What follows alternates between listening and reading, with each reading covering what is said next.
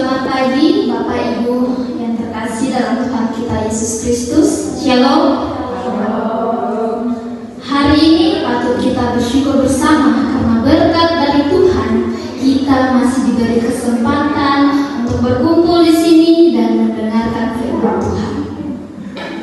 Ada sebuah kata bijak dari seorang penulis Kristen yang terkenal, yaitu C.S. Lewis. Dia berkata, setiap kali kita membuat pilihan, kita sedang menyerahkan jiwa kita kepada surga atau neraka. Kata-kata ini sederhana tapi memiliki makna yang sangat dalam. Karena hidup ini sebenarnya adalah perjalanan, dan di setiap perjalanan kita harus memilih jalan mana yang akan kita ambil.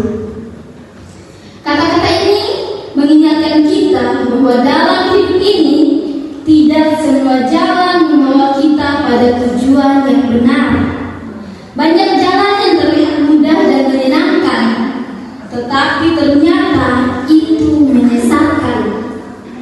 Untuk itu, pagi ini kita akan merenungkan firman Tuhan dari Matius 7 ayat 12 sampai ayatnya ke-14 dengan tema jalan sempit yang membawa kehidupan. Bapak Ibu dan saudara-saudari yang diberkati Tuhan, sebelum kita masuk lebih dalam, mari kita pahami bersama tentang Injil Matius. Kitab ini ditulis oleh Matius, salah satu dari 12 murid Yesus yang dulunya adalah seorang pemungut cukai. Artinya, dia juga dulu seorang yang dipandang sebelah mata oleh masyarakat Yahudi. Pada saat Injil ini ditulis, banyak orang Yahudi hidup dalam tekanan, baik secara politik karena dijajah Romawi, maupun secara rohani karena terlalu banyak aturan agama yang menyesatkan. Untuk itu Matius ingin menunjukkan bahwa Yesus membawa pengharapan yang sejati dan bahwa hidup orang percaya bukan hanya soal taat aturan, tetapi tentang mengikuti jalan kebenaran yang Yesus ajarkan. Bapak Ibu dan saudara-saudari, dalam Matius 7 ayat 12 hingga ayatnya ke-14, Yesus memberikan dua perintah yang sangat penting. Yang pertama, segala sesuatu yang kamu kehendaki supaya orang perbuat kepadamu, perbuatlah demikian juga kepada mereka. Dan kalimat ini, ayat ini sering kita sebut golden rule atau hukum emas. Yesus tidak memberi teori yang rumit, tapi prinsip hidup yang sangat praktis. Kalau kamu ingin diperlakukan baik, maka perlakukanlah orang lain dengan baik. Ini bukan cuma soal sopan santun, tapi ini adalah inti dari hukum kasih. Kalau kita lihat kata perbuatan di sini bentuk aktif terus menerus, artinya kita dipanggil untuk aktif bukan pasif. Kasih tidak menunggu tapi bertindak lebih dulu. Dan kedua, Yesus berbicara tentang dua jalan. Jalan yang sempit dan jalan yang lebar. Dua jalan, dua pintu dan dua akhir. Jalan lebar kelihatannya nyaman, gampang, penuh kebebasan, tapi justru membawa kepada kebinasaan, yaitu hidup tanpa Tuhan, hidup penuh dosa, hidup yang akhirnya berujung pada kehancuran dan kebinasaan.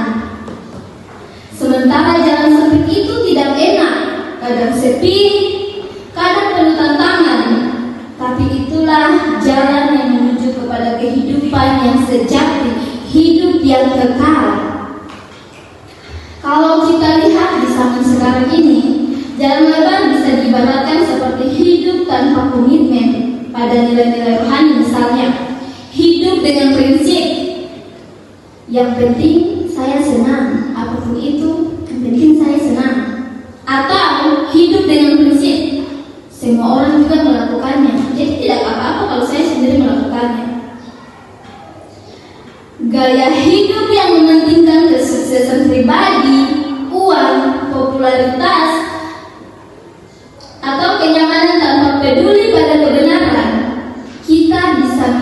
media sosial, di tempat kerja, bahkan di lingkungan keluarga maupun kehidupan kita sehari-hari. Dunia mempromosikan hidup yang instan, glamor tanpa salib. Sedangkan jalan yang sempit itu ibarat hidup yang setia kepada kehendak Allah, walaupun tidak populer. Misalnya, jujur walau harus rugi. Kadang kita sebagai manusia susah untuk jujur, karena itu merugikan diri kita sendiri. Mengampuni walau disakiti. Kita manusia susah sekali mengampuni, karena hati kita disakiti. Mencintai tanpa pamrih. Jalan ini tidak ramai, karena tidak semua orang mau melaluinya. Tapi Yesus bilang, inilah jalan menuju hidup yang sejati.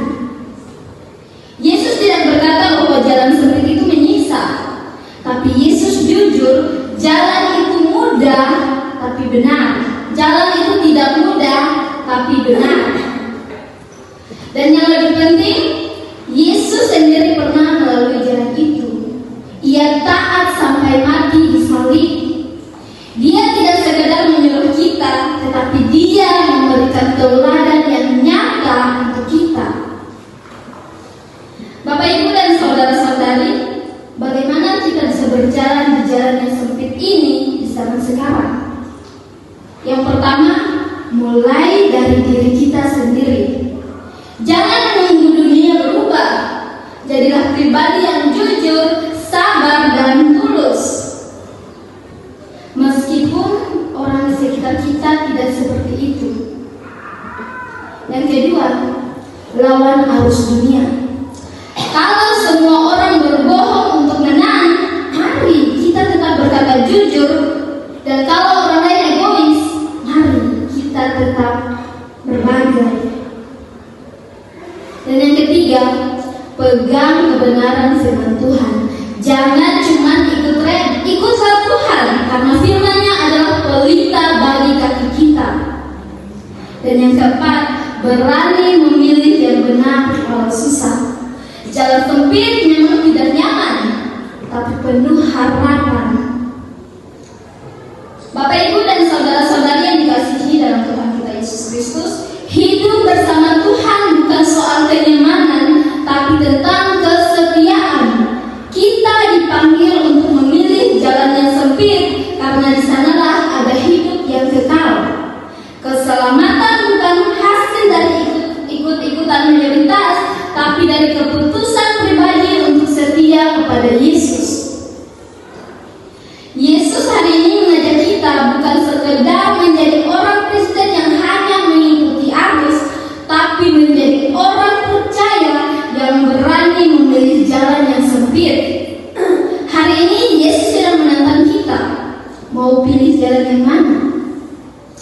Jangan terbuai dengan jalan yang lebar. Dunia bisa menawarkan banyak hal.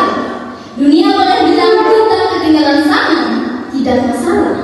Tapi kita tahu bahwa hidup kita sedang menuju tujuan yang benar. Jangan takut kalau kadang kita merasa berjalan sendirian, karena Yesus sudah di sana dan Ia berjalan bersama-sama dengan kita. Mari kita ambil keputusan hari ini untuk terus berjalan di jalan sempit bersama Tuhan. Mungkin berat, mungkin tidak populer, tapi itulah jalan yang membawa damai, harapan, dan hidup yang kekal. Tuhan Yesus menunggu kita di ujung jalan itu, dan setiap langkah kita, Ia akan setia menyertai kita. Amin.